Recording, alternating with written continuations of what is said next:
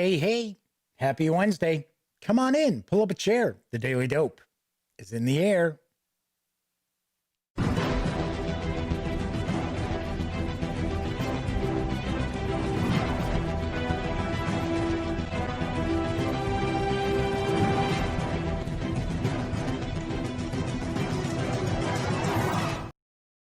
Howdy, gang. Yes, I'm Jeff McAleer, back once again as your host here at The Daily Dope, presented by thegaminggang.com, of which I happen to be the Grand Poobah.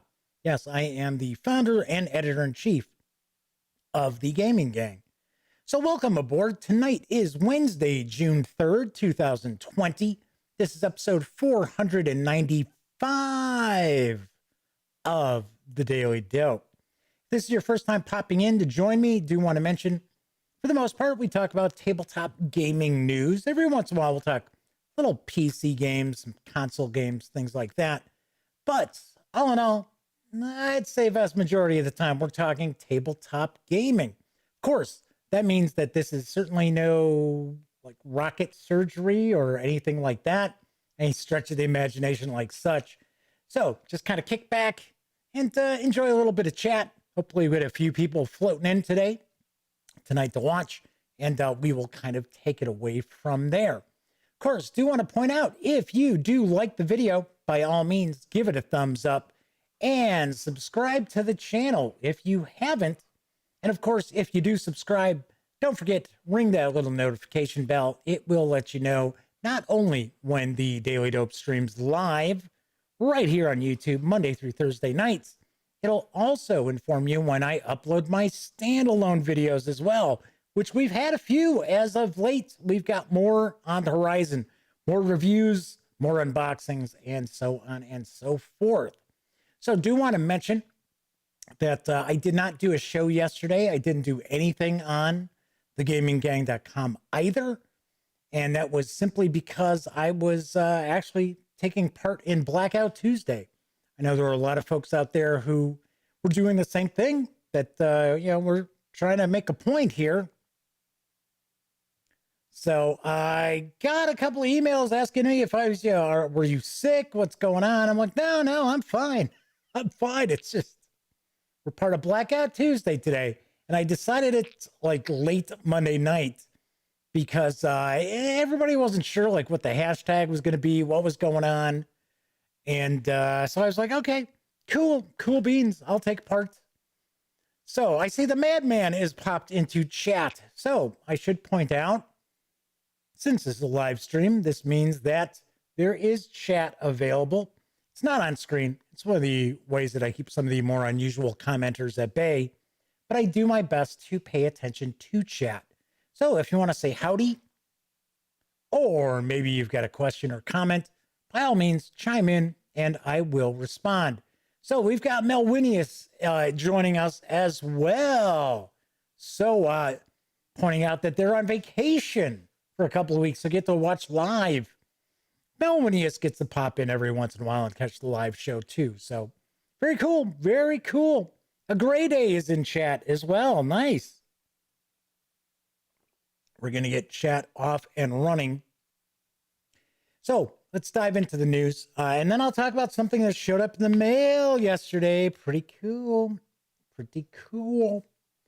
So it's Wednesday, and I always like to have some wargaming news on Wednesday. So first off, time is running out to back the Dawn of Battle wargame from Old School Wargames, which is actually Worthington Publishing. I've got the dope. Dawn of Battle is a hex encounter war game allowing players to refight historical battle. Gosh, my mouth is so dry down here tonight. Down here at the Duct Tape Studios. Dawn of Battle is a hex encounter war game allowing players to refight historical battles from roughly 15,000 BC, or I should say 1500 BC, to 1500 CE. Or approximately 3,000 years of combat. Players take the roles of the great commanders of history, including Xerxes, Alexander the Great, Julius Caesar, Saladin, and William Wallace. The game system is straightforward and action-packed, as players depend upon the quality of their army's leadership to provide activation points, allowing them to maneuver their armies and strike against the enemy. The better an enemy's command, the more flexibility it has to move, rally, and attack.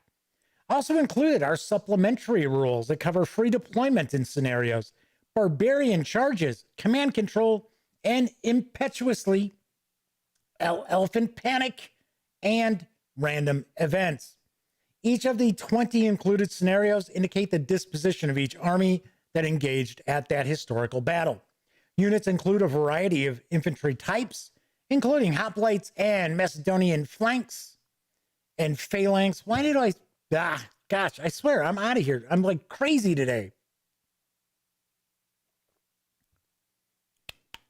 It's like I can't read English, even though phalanx isn't English.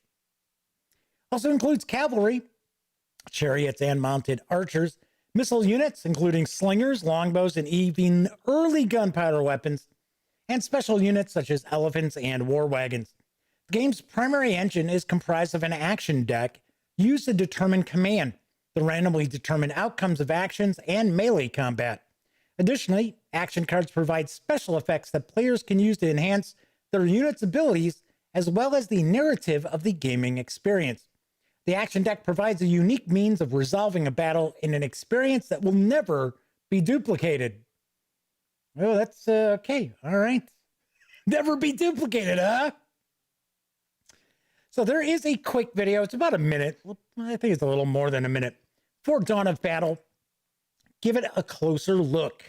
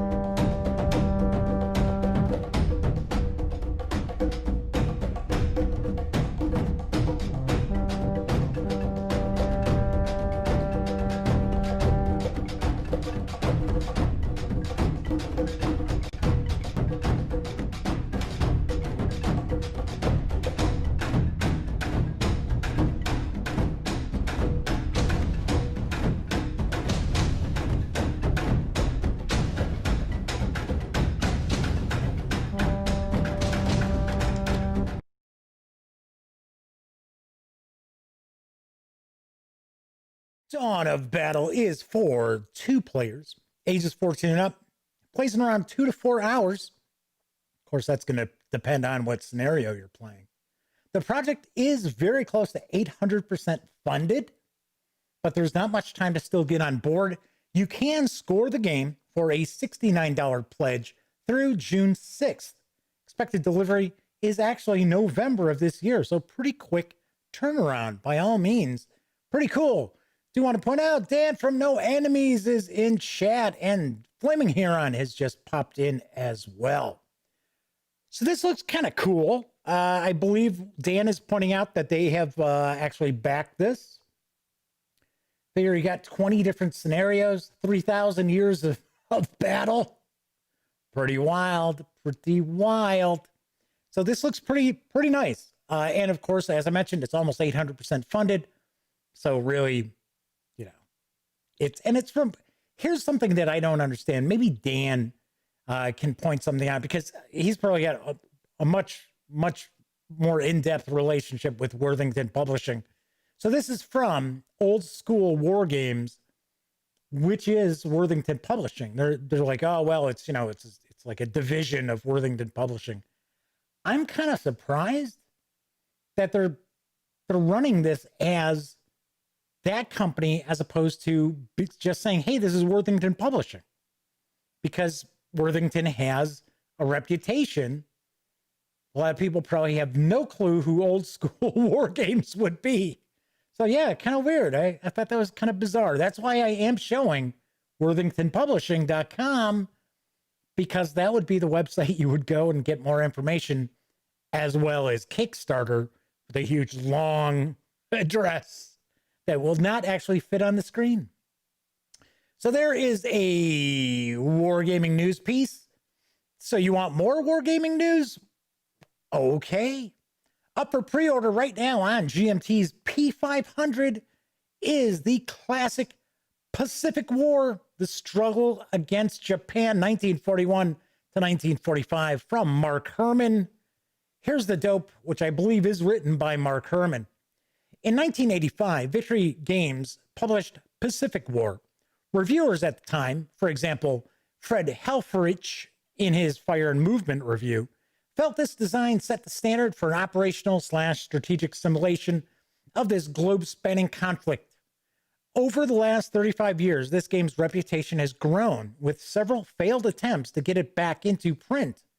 Now that this design has finally come home to GMT Games, I'm here to tell you that this is the end of that publishing journey. Like I said, I believe it's Mark who wrote this. Pacific War is a strategic war game that takes you from the attack on Pearl Harbor to the climactic summer of 1945. From Australia to China, from Burma to Hawaii, from the defense of Wake Island through the invasion of Guadalcanal, culminating in the desperate battles to defend the Japanese home islands. For the first time in a Pacific theater game, size, subtlety, and ease of play has come together in a game of sharp action and historical accuracy. Players can become familiar with the layered Pacific War systems and the solitaire engagement scenarios, then fight their way through increasingly panoramic battle, campaign, and strategic two-player and multiplayer scenarios. As they learn the game's basic maneuver and combat systems, they will then layer on more advanced systems for strategic bombing, submarine attacks on merchant shipping, search and detection, amphibious assaults, and extensive operations driven by their command decisions. Pacific War is a source of limitless challenge and excitement for anyone ever fascinated with the fury and vastness of the Pacific War. Pacific War is also a time machine back to halcyon days of the monster game. However, despite what you may have heard, Pacific War is not a monster game, but rather an operational World War II air, land, sea game system that lets you fight every Pacific battle and campaign of significance. The original game came with 21 scenarios. This new edition will add at least a half a dozen more.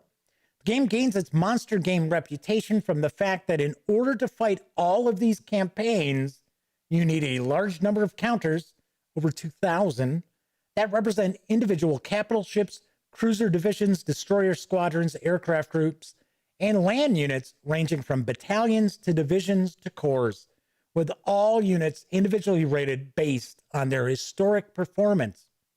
Pacific War, the struggle against Japan, 1941 to 1945, is for 2 players. There are some multiplayer scenarios as well.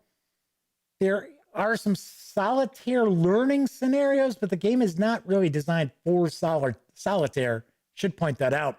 It's for ages 14 and up, plays in an hour or more, depending on the scenario, and carries a P500 price of $79 with an expected MSRP of $125. So very cool. Good to see this is back. Strangely enough, wasn't there an edition of Pacific War that came out in, I don't know, like 6-7 years ago? I could have swore there was a new edition that came out. Maybe I'm wrong. Maybe I'm completely wrong. Maybe they tried to, but I could have swore that there was another edition of Pacific War that has been out more recently since the 80s from Victory Games, which strangely enough, we had tons of Victory Games. None of us had Pacific War. None of my friends and everything. So, yeah, kind of weird. Yeah, because we had like Ambush. We had, well, this James Bond role-playing game was actually really good. That was Victory Games. We had Vietnam, the Vietnam game. We had a bunch of the Victory games. We just never had Pacific War for some strange reason. So let's take a look here. So a Grade A is pointing out that Worthington is just two guys in a shed in the yard, isn't it? I don't know. I don't know. And they are looking to possibly get Granada from Compass Games. So Madman says, might have to pick this up. His great uncle fought at Guadalcanal and Peleliu. So very interested in this. Do want to point out, Madman, that this is a very crunchy game.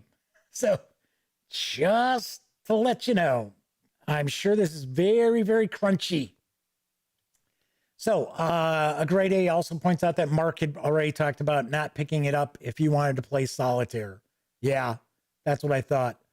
Oh, okay. So a Grade A says that about 7 years ago, they announced that there was going to be a new edition, and from Nuts. I'm not familiar who Nuts is. So, but it never got finished. All right, good deal. So Mark Walker has gotten this back to GMT. So we've had 2 war game news pieces. Should we bring on a third? Wrapping up a successful Kickstarter run for Canvas Temple Publishing is Stalingrad Solitaire. So you can't play Pacific War Solitaire. Here's a game that is designed specifically to be played Solitaire. I've got the dope. Stalingrad Solitaire is a, you guessed it, solitaire game simulating the last weeks of the encircled German 6th Army in the pocket German troops nicknamed the Cauldron that formed in and to the west of the city of Stalingrad when Soviet troops broke through the Wehrmacht's front lines in December 1942. You represent 6th Army's commander, General Paulus. All actions of the Soviet commander Zhukov and subordinate units are strictly controlled by the game rules. As Paulus, your goal is to save the trapped army in the Cauldron, while at the same time cooperating with the High Command to preserve the integrity of the entire Southern Front in Russia. Each turn, you perform various types of actions within the pocket. Die rolls and rules determine the strategic situation and strategy employed by Army Group South outside the pocket, specifically in terms of the commitment levels of the Luftwaffe and General Haas Relief Force. Each turn represents, each turn, not term, turn represents 1 to 5 days, depending on the level of activity. The entire board represents territory approximately 35 by 65 miles. German units typically represent divisions, while Soviet units are officially armies that were used, usually the rough equivalency of a German division. Each supply point represents about 50 tons delivered per day. Each evacuated wounded factor represents 1,500 men. This war game is big in scope and can be played in a long evening. Rather than standard 9/16 of an inch or even 5/8 of an inch counters, this game utilizes our custom 3/4 inch square counter die to create large, thick counters that are easy to see and manipulate. The base game also contains a map with easy ergonomics and a well-tested game system that approaches its subject with enough abstraction to keep the game tight, but enough detail to do justice to history and create an array of complex decisions. Stalingrad Solitaire is obviously enough for 1 player. It's for ages 14 and up, plays in about 2 to 3 hours. This project is nearly 400% funded. Time is running out to get on board this one as well, but you can reserve a copy of the game for a $46 pledge through June 8th. Expected delivery is January of next year. Nice. This looks pretty cool. This looks very interesting. I am not familiar with Canvas Temple Publishing, but I did take a peek at their website. They have multiple games. This is not necessarily like their first game. I think they've done some Kickstarters in the past as well. So a Grade A is talking about Nuts is a French company. Okay, not familiar with that. So this does look kind of cool. And $46 for a solitaire war game? Not too shabby, not too shabby. So the next news piece, I know Dan from No Enemies Here has been waiting for me to talk about this. I know he's very excited about it. So without further ado, let's jump on in, because coming this summer from Looney Labs is a new edition of Flux. And I've got the dope on Spongebob Flux. Yes, that's right. Spongebob Squarepants. You probably already know who lives in a pineapple under the sea, but now you can join the whole Bikini Bottom gang in Spongebob Squarepants Flux, an undersea version of Flux. You can steal Mr. Crab's money or Squidward's clarinet, or give a Krabby Patty to Plankton. You can even drive off in the invisible boatmobile. If nautical nonsense is something you wish, you don't have to use your imagination. Just play Flux like a fish. Flux is a game about change. It begins simply with a couple of core rules, then gradually becomes more complex as cards are played that change the rules. Even how you win will be constantly shifting, so you're never sure who will win until someone does. With the perfect blend of luck and strategy, every game is different.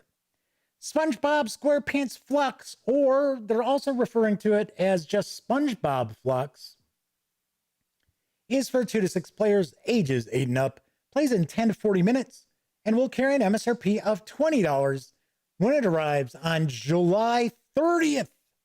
Yes, July 30th, just in time for the dog days of summer, I guess.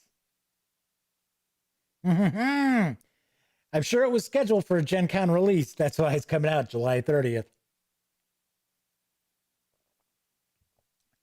So, interesting. I got to be honest, I've never played Flux. Oh, wait, no, hang on. I played one game of Flux. I think it was like Space Flux. It's a long time. It's about 9 years ago since I played that. I know Elliot and his family play various different Flux titles, and they're big fans. It can be pretty crazy with the rules changing constantly. But the basic rule is draw a card, play a card. That's not too tough. All right, let's jump on in some role-playing game news, because the latest adventure path for Pathfinder is going to wrap up this month. I've got the dope on The Extinction Curse, The Apocalypse Prophet. The heroes have at last earned the magical enemies drawn from the life-giving Aeon Orbs. Spoilers! They must now scale the highest peaks of the Starstone Isle, outwitting wily demons and facing the mightiest Zolgoth invaders from deep beneath the earth. In a trap-laden vault constructed by Eridan himself, the cunning high priest of the Zolgoths labors to unlock the secrets of the dreaded Extinction Curse. If the heroes cannot stop him, an apocalyptic devastation will wipe out all life in Absalom and beyond. The Apocalypse Prophet is a Pathfinder adventure written by Liz Liddell for 4 18th level characters. This adventure concludes the Extinction Curse Adventure Path, a 6-part monthly campaign in which the heroes lead a traveling circus as they unravel a plot to eradicate all life from the islands of the Inner Sea. This volume also includes a gazetteer of the forbidding Kortos Mountains, an examination of relics left by the dead god Eridan, new monsters, and new rules. Each monthly full-color softcover Pathfinder Adventure Path volume, say that 5 times fast, contains an in-depth adventure scenario, stats for several new monsters, and support articles meant to give game masters additional material to expand their campaign. Pathfinder Adventure Path volumes use the open game license and work with both the Pathfinder RPG and the world's oldest fantasy RPG. And I have no idea why all of a sudden my video kind of flickered there. That was a little strange. The Apocalypse Prophet will be available in softcover for $24.99 or in PDF for $17.99 on June 24th. All right, what's going on with this video here? I tell ya. So So, oh, there we go. Glenn Darren's popped into chat. Good to see you, Glenn. It's been a while since we had an opportunity to catch you here on the show. If I remember right, I think Glenn had mentioned, I think I mentioned this on a show the other night, that I think Glenn said they used to work in audio. So if there's anything you can maybe like critique as far as the audio, what I should be doing and shouldn't be doing, I'm really not doing much. I'm really not. I am using a DBX 286S as my preamp, and that runs into my my audio interface, and that's kind of about it. I've got a few little settings, and that's it. So I don't know. I don't know how the audio is tonight. Hopefully it's okay. Let's keep moving along. Got another news piece. I've got a lot of news tonight. So cool beans. There's a fresh bundle of holding to save you money. And take notice if you happen to play Dungeons and Dragons, because I've got the dope on the Legendary Ultimate 5e bundle. Adventura. This Legendary Ultimate 5e bundle presents the Legendary Games Ultimate Plugins line of campaign sourcebooks for the 5th edition of the world's most popular tabletop role-playing game. Could that be Dungeons and Dragons? I can say it, they can't. These 5e expansions let your player character leave the dungeon and found or conquer their own kingdom. Tame the wilderness to establish new cities and fill them with loyal citizens and monuments to your realm's glory. Engage in diplomacy, trade, espionage, and everything a ruler must manage to keep a nation prosperous and happy. Construct towering fortresses, both magical and mundane. Navigate the hazards of sea battles and court intrigues. Build relationships that last a lifetime. For just $9.95, you get all 4 5th edition supplements in the starter collection, including Kingdoms, its major expansion Ultimate Rulership, Ultimate Commander, and Ultimate Strongholds. And if you pay more than the threshold price of $21.19, you'll level up and also get the entire bonus collection with 5 more titles worth an additional $44, including Ultimate Battle, Ultimate War, Ultimate Ships, Ultimate Factions, and the newest addition to the line, Ultimate Relationships.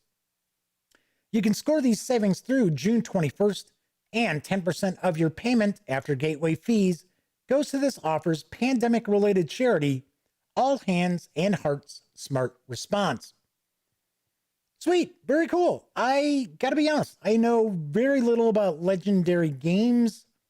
It's one of these companies, doing a lot of third-party stuff for both 5e as well as Pathfinder, kind of along the lines of AAW, even kind of like Frog God Games does a lot of third-party stuff as well. So kind of interesting. I will point out, though, that unlike most bundles of holding that we run across that have hundreds, if not thousands of pages of material, I did notice most of these PDFs only run 40-some pages. Although they do usually sell for like $9.95 on Drive-Thru RPG. So I was like, okay. So, let's see. Let's see what's going on in chat. More SpongeBob eyeing up the PC game that's coming this month, says Fleming Heron. I will wrap up the news with a PC game news piece, but it's not super official yet, so I didn't put together like any slides or anything. So Glenn says no, that was not him. But although he was a DJ at a radio station in college. So, all right. Glenn says, I've actually had to be driving my wife back and forth to work the last week. She manages a well-known jewelry store, and many of the other local stores have been hit by looters. Ay. Ugh. Hate to hear that. Hopefully everybody there stays safe. That is not good. All right, finally, there is a fresh stay at home, play at home Dungeons and Dragons download. Here's the dope on To Wake the Leviathan. A race against time through the ravages of the Blood War. Across the infinite layers of the lower planes, a band of heroes desperately hunts for the whereabouts of an ancient weapon, one that could very well turn the tide of the eternal blood war. With the help of the Archmage Mordenkainen, these adventurers must stop the great Leviathan from falling into fiendish hands. Can they unlock the mysteries of the war machine before it's too late? To Wake the Leviathan is a 4 to 6 hour D&D Adventurers League module for character levels 11 to 16. It's part of a series of adventures that expand upon the material presented in Mordenkainen's Tome of Foes. It can be played on its own or part of any D&D campaign. This 24-page PDF is available absolutely free at Dungeon Masters Guild through June 5th. So I thought it was kind of interesting that there was no new D&D release yesterday. I believe Wizards of the Coast was also taking part in Blackout Tuesday. So this actually arrived today. This popped up today. It says it's Tuesdays, but there was nothing up until early afternoon for yesterday. So this just popped up earlier today. So very cool. And as mentioned previously, looks like we are going to continue seeing some free releases over at Dungeon Masters Guild, at least through the rest of this week, as far as the stay-at-home, play-at-home initiative from Wizards of the Coast. Of course, talking about Dungeon Masters Guild, of course, the gaming gang is affiliated with the One Bookshelf sites. So if you are going to go visit, say, DM's Guild or Drive Through RPG, maybe Wargame Vault, be sure to stop by thegaminggang.com first, click on one of our banner ads, and that way, if you do make a purchase, I get a little portion of that sale. Very little, but all those little portions add up and really do help keep the Gaming Gang website around. So that is it for the news. There is a news item. I will probably go into more detail about it tomorrow because it's Thursday. Epic Games Store usually has a freebie. I shouldn't say usually. For the past year, they've had a new free game. They have had some pretty big releases over the past 3 weeks. Tomorrow is going to be a free edition of Ark Survival Evolved. So I have not played it. My nephew plays the hell out of that game, although he and his friends just kind of do their own oddball stuff. But I'm kind of curious. I'm like, yeah, So, gonna get to check that out. So that is what the rumor is. It's not 100%. Epic Games has not revealed anything. But here the thing is that I don't think Ark Survival Evolved was even for sale on the Epic Games Store until tomorrow. So it may have been an exclusive on Steam, or maybe Epic just didn't have it, or maybe they just pulled the page down because they're going to offer it for free. Something else I did hear about Epic Games is that there's going to be an exclusive Total War release, Total War Troy, and that is going to release on August 13th. I am a big fan of the Total War series. Very, very cool. So Total War Troy is going to be an exclusive, and I swear I can't talk today. And I'm not even reading anything off the teleprompter either. It's going to be an exclusive for a year. But for the first 24 hours, Total War Troy will be free. I thought that was pretty wild. So for the first 24 hours after it releases, it will be available free to keep on the Epic Games Store after that 24-hour period. Then it'll go on sale. So, let's see what we got here. So a little talk about the various things going on with the looting and that. Kabuki Kid has popped in. Cool deal. So Fleming Heron says, yeah, this is the worst kept secret for, yes, the latest Epic Games release. It seems like the leak that they've got over at Epic Games is leaking stuff out earlier and earlier, because they were leaking things like the day before. This rumor was floating around last week. So it was like last Thursday I was like, oh, wow, look, this is what we got for free this week. And then it's like, oh, hey, by the way, I'm glad it's not that weird Neo Geo game. To me, I mean, I know some people have been like, oh, yeah.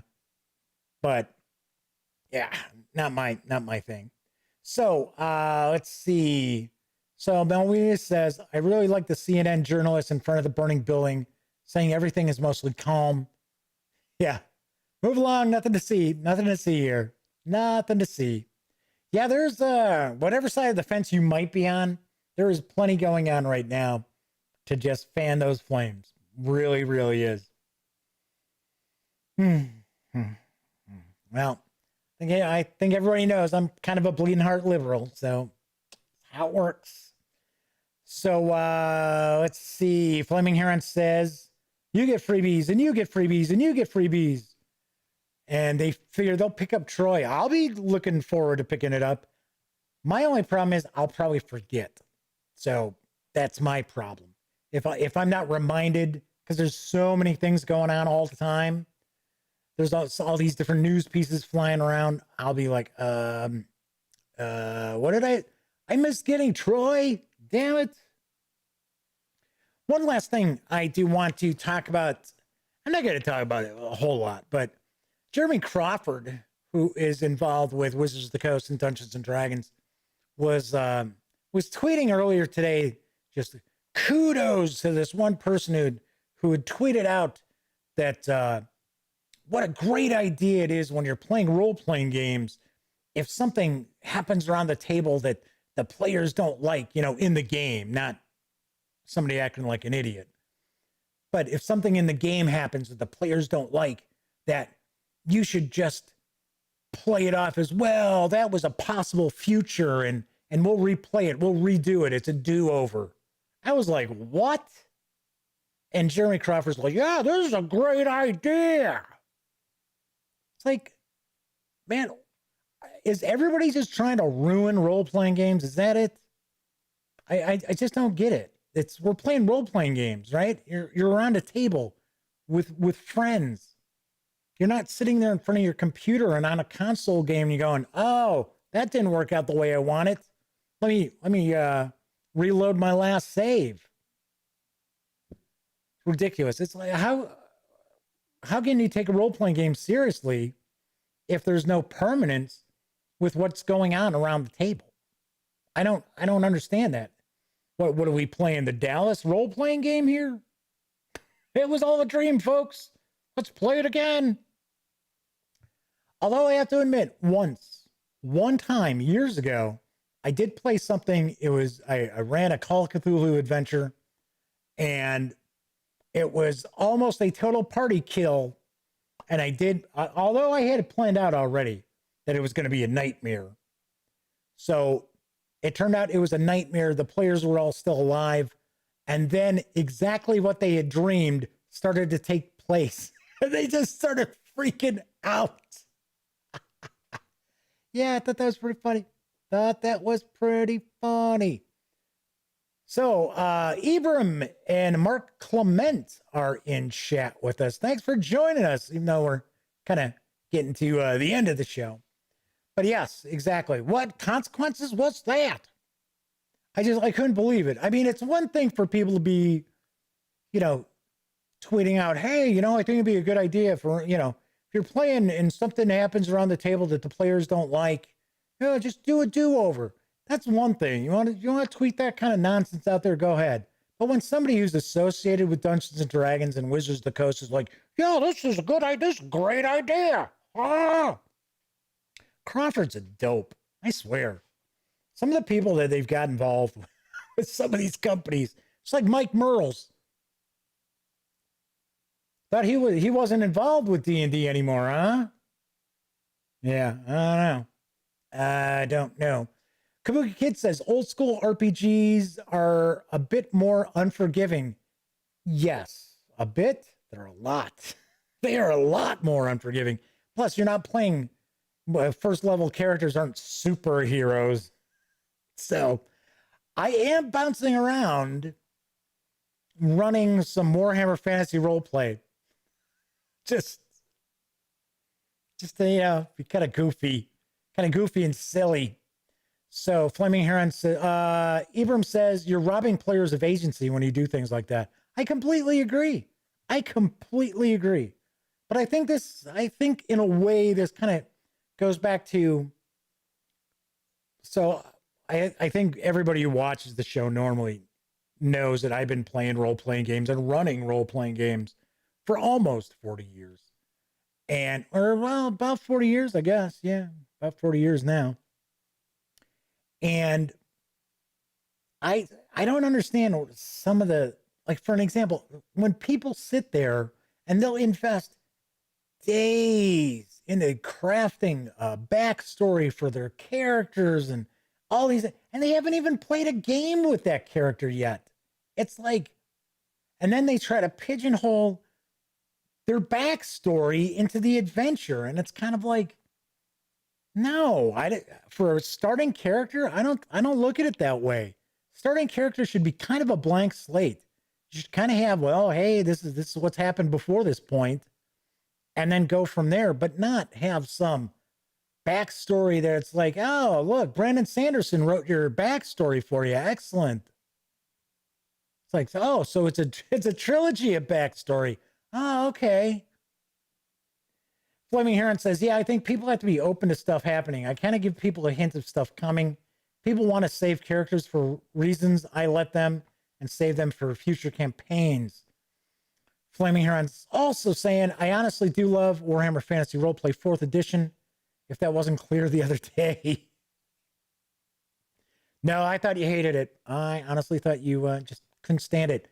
Kids talking about running Tomb of Horrors back in the day. Yeah, wow. That's a grindhouse right there. With a bunch of people bringing their favorite high-level characters along with the agreement that it would be a one-off and deaths wouldn't count. Well, that's kind of cool. Yeah, I see, like, one-shots and stuff like that. See, I get a kick out of one-shots because even I don't get to play as often as I would like to.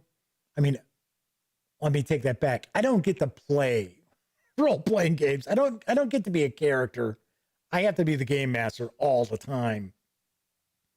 And I like the concept of one shots where it's, anything can happen. Players don't do the whole, well, this is really just me in a fantasy situation. It's just everything that this character does is what I would be doing. Or they're all, ooh, danger ahead. Oh, well, we better get out of here. Like, what? So this is a role-playing game. I tell my players all the time that to imagine that this is a Hollywood blockbuster where the budget is just anything, right? There is no limit to the budget to this movie. And I tell people, as they're playing, especially newer players, I'll say, now, keep in mind, if you were watching a movie, would you be paying $10 to see what's going on right now? Yeah. So Flaming Heron says, yeah, one-shots are perfect games for permanent deaths. Players can make wacky characters and do weird stuff.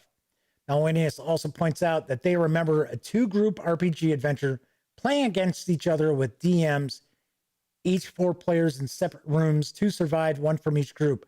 I have actually been in some tournaments years and years ago.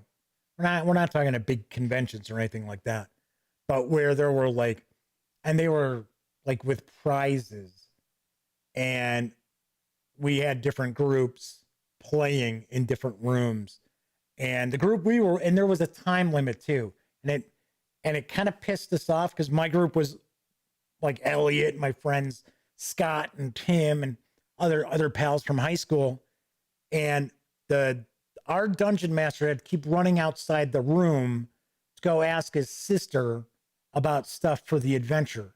So all our time was just whining away, and we actually succeeded in what you were supposed to do. You were supposed to unravel this mystery and solve this riddle. And we did it, but not in the allotted time, even though we had actually finished up in a shorter amount of time than anybody else, because the kid kept running back and forth between two different rooms. So, but yeah, that was kind of wild, you know, have everybody's playing the same adventure with different game masters all at the same time. That's kind of cool. So Glenn says, my son and his buddies took over a week building characters and backstories before finally starting a campaign a couple of months ago. Building characters is fun, but that's ridiculous. I agree. Come on. The story should be the adventures that you're on. The adventures your character takes part in. That creates your backstory. I don't mind having a little bit of, oh, well, you know, this, that, and that. Yeah, I like to, you know, have a character that's kind of fleshed out, but come on. I don't need to know all the events from the time they were 3 years old till now in detail. No thanks. So, all right. So Dan from No Enemies here says he wants to play a role-playing game. He's never played a real role-playing game. So Fleming here, it's like I've converted Dan. I'll tell you what, Dan, we will look into doing some Warhammer Fantasy Roleplay, 4th edition. One of the reasons why I'm thinking of doing that is, well, for one, I don't think Traveler has gone over well with my nephew and his girlfriend. But then again, they just always seem like they're like, because I don't think they have a lot of imagination. I got to be honest. I don't think they do. I think they've grown up. See, this is something I think some of us old timers have over some of these younger people today, is we've got imagination because we were reading books all the time, or maybe we're listening to radio shows, or, you know, maybe we get to go to the movies.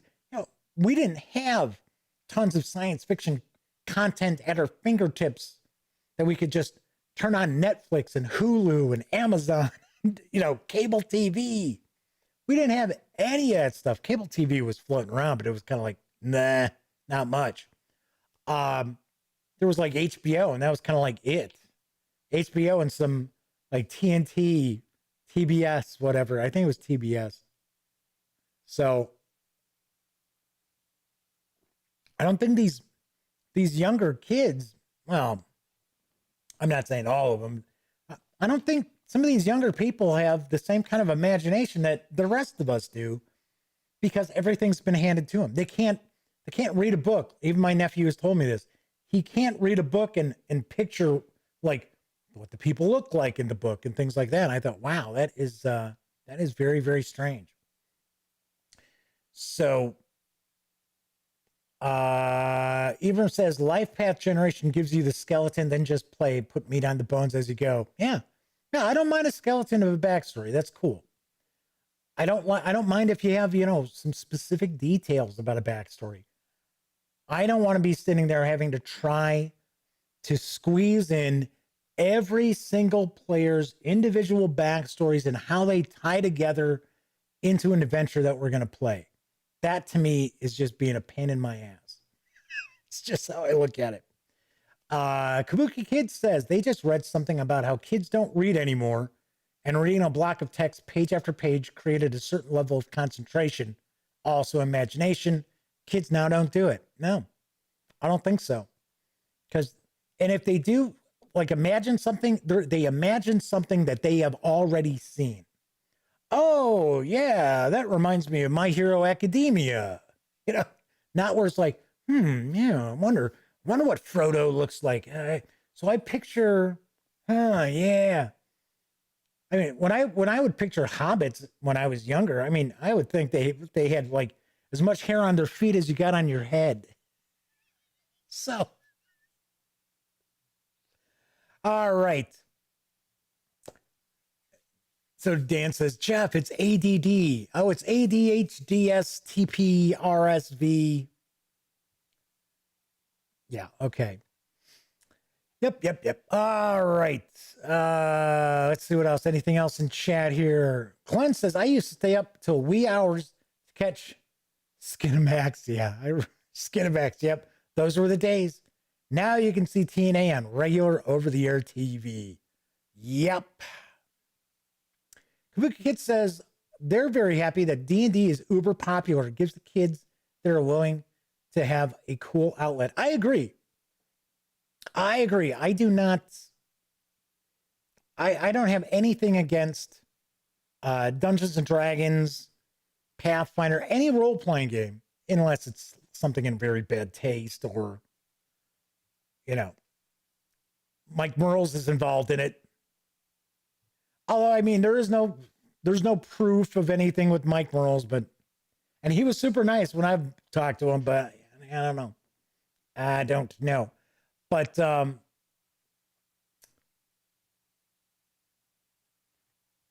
actually, it's WTF. So there you go. That's what Dan's saying. It's what the. But yeah, I mean, I'm glad. I don't. That's why people think I can't. Oh, I hate Critical Role. I've never said that. All I've ever said about Critical Role was two things. One, it gets people's expectations who have never played a role-playing game. It sets their expectations way too high, putting way too much pressure on the game master, dungeon master, what have you, especially seeing that is not how a game plays around the table. And the second thing that I say is that is not off the cuff. That is not, those folks there are professional actors, voice actors, comedians, what have you, and they're all in on what's supposed to be going on. Maybe not every single item, but they do get briefed on what is going on in that episode. So that's why I say that my biggest issue is it's just not a realistic representation of what happens at the gaming table. And then you get people who spend a bunch of money. They think, all right. And then they go, hey, Bob, you're going to run this. Oh, yeah, Bob's going to run it. Bob's like, yeah, I'm good. Bob does his level best. And then they burn him in effigy because they're like, that was nothing. That was nothing like Critical Role. Damn it. I don't have anything against it. I'm glad people watch it. I think it's cool. It brings more people into the hobby. Hopefully just with realistic expectations of the hobby. All right. And Kabuki Kid says they're happy to see a kid doing something creative. Playing D&D, playing an instrument, anything that's creative. That's not consuming entertainment. So Melwinia says, I like the 5th edition. Not really fond of the world changes. The system's good and adaptable. That's what I was going to say about Warhammer Fantasy Roleplay. It's not, at its core, it is not difficult. It is not a difficult system whatsoever. Funny thing is, so with the starter set, it has that adventure booklet that's got an adventure that kind of teaches the game master as you go. And there goes the video again. I'm gonna have to swap around some of the slots that some of the stuff is in on this new motherboard because don't like that. Do not like that. And I can tell the video should be nice and sharp tonight. Fingers crossed. But yeah, that little flicker that we're getting every few minutes. Yeah, I got a gremlin, says Mark Clement. Yeah, well, I better take that gremlin out. Anyway, I was going to say that even with that starter set, there's enough in that starter set where you could go and pick up the other first edition, or not, I shouldn't say all first edition, any of the Cubicle 7 stuff, because they've got new stuff for 4th edition. They're republishing 1st edition. Of course, you probably already know, I got Enemy in Shadows that'll be coming up. I'm going to get this, the review this weekend. I will have that wrapped up. So I tell you what, Dan, why don't you reach out, shoot me an email. Maybe we can try to see if we can get you in on a game that we're going to do remote. So as long as you've got, you got a camera, you got a mic. I know that. So if you want to join us on, we've actually been using WebEx. Been using WebEx for our streams and that. So drop me a line. We'll try to put something together for you. Have a good time. Yeah, so Grade A is pointing out that the Pathfinder 2nd Edition starter set is coming in November. Is it that late? I know he had a news piece about it. I thought it was coming out in August. Maybe not. I know they just had PaizoCon online, and there was a lot of stuff about what's on the horizon into next year for both Pathfinder and Starfinder. So that's pretty cool. Glenn says, Critical Role is a TV show. That's it. It's a good tool to try and jumpstart some ideas for your own campaign, light some fire under your imagination. Fleming Heron's like, Dan playing an RPG? Since no Gen Con, it's November. All right, cool deal. We'll see. I got a pretty good idea. We'll see that. The last thing I wanted to point out is I received a package in the mail yesterday, and it is The Bitter Reach for Forbidden Lands, which honestly, I thought this was a box set, but it's not. It is a hardcover book as well as a map and some cards. So I thought, wow, that is very interesting. So I am looking forward to checking this out. Like I said, I am kind of surprised that it is a hardcover book, simply because Forbidden Lands, the core set is a box. It came in a box, and it's got some smaller sized books in it, but it's a blast. Very, very cool. So this is an all new area for the heroes to explore. So pretty cool. So Malvina says, just watch the first episode of their Critical Role first campaign and imagine DMing 8 extroverts, pure voice chaos.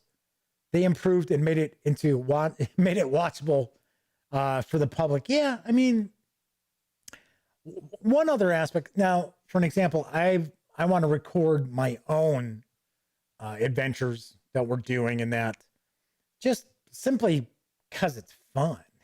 That's how I look at it. And kind of share with people what, how things really are around a game table, as opposed to some of these actual play. Okay. Not to say they're all BS, but some of these actual play, you're like, come on, get out of here. So Andrew Frank has popped into chat. Hello, Andrew. Welcome aboard. Do I do this 7 days a week? I do not. I stream the Daily Dope Monday through Thursday nights at 7 p.m. Central right here on YouTube. So, but I run a website that thegaminggang.com. And of course, I do reviews and unboxings. We will take a peek at this. I will try to get something done with this over the weekend as well. So before I wrap up, do you want to mention we are 5 shows away from episode 500. So for episode 500, going to do some Q&A through chat. Of course, I am probably going to float out on Twitter ahead of time, asking people, hey, if you got a question you want me to answer, let me know ahead of time. But we will do some Q&A in chat, and I will show you behind the scenes of the Duct Tape Studios. So strap in. You'll be sitting there going, oh my God, really? Oh, jeez. All right. So Andrew says, yeah, I love the Gaming Gang. Thank you very much. Kids like 500. Amazing. I know. So Fleming Heron's writing my list. I didn't say I'm going to answer all of them. So, Jeff, do you wear pants while you're streaming? Yes. So, although I am wearing jean shorts tonight, but all right. And Mark says, you put on a good show. Very informative. Just find out about your channel. Well, thank you. Thank you very much.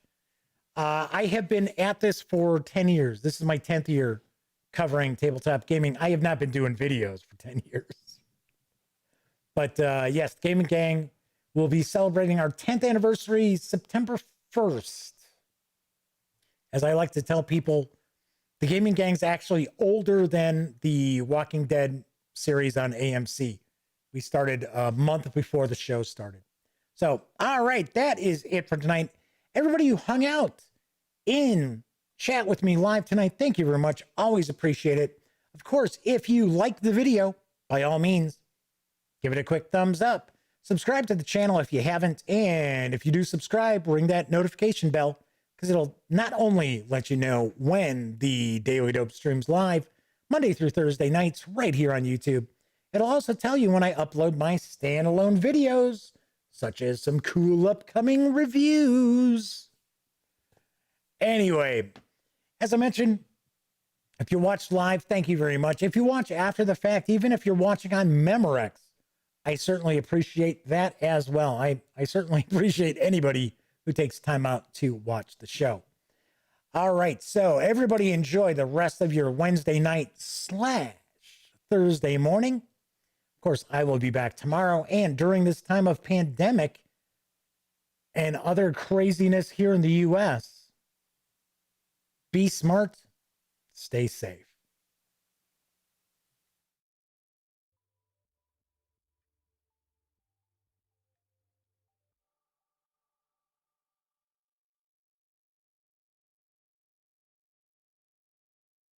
Oh, you're still here. Well, if that's the case, by all means, subscribe to the Gaming Gang channel by clicking right here. And of course, if you want to catch up on past episodes of The Daily Dope, check out this playlist. And if you'd like to see what YouTube's recommending you take a peek at from the channel, just give a click right over here.